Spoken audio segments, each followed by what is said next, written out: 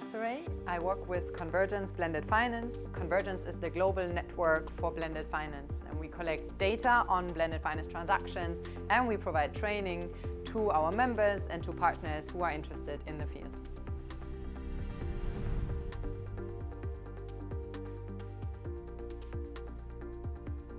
So development banks play a really important role in blended finance. They are the most regular contributor to blended finance transactions, and renewable energy is the most frequent target sector for blended finance. So it's a big chunk of it, particularly if you look at climate finance.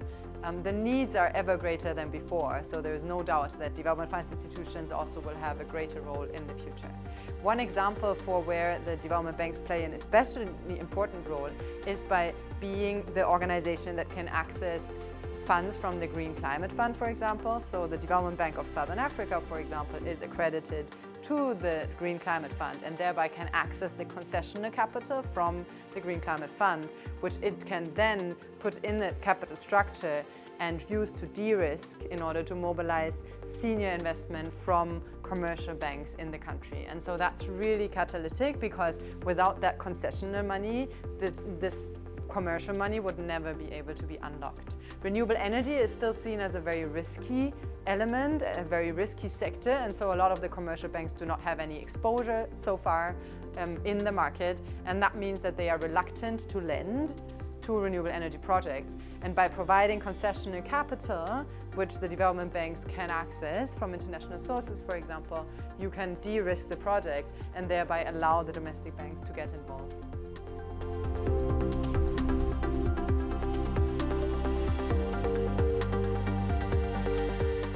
Counterparty risk is a big one for institutional investors.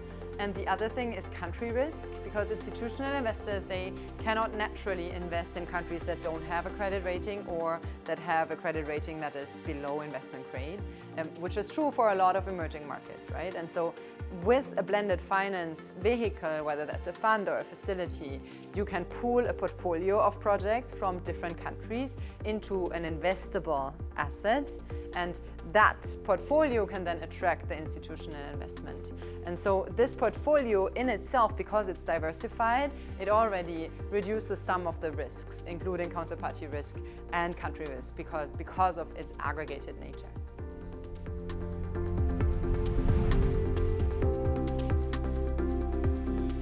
So one recommendation I would give is to take a closer look at guarantees, because guarantees are a really powerful de-risking instrument, and right now guarantees are not used enough in the blended finance market. So whether it's the development finance institution issuing a guarantee itself, or whether it accesses a pool from an international organization of guarantees to de-risk its own portfolio, those are two ways how it could be done.